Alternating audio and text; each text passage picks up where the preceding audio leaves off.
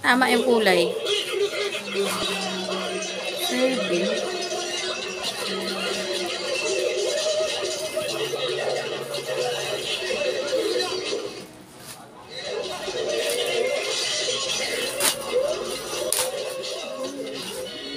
Lalaki din man.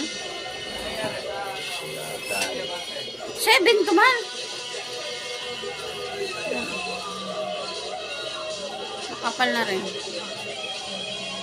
Dalawang kulay. Wait. Ito sa'yo.